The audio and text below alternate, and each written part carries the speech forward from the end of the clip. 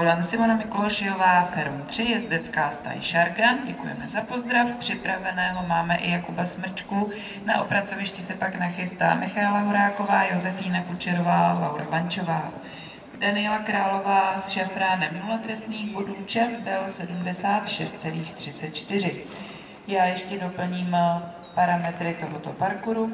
Stanovený čas je 79 vteřin, to znamená, že limitovaný je potom 74 vteřin a je vzhledem k počasí povolený start v bundách.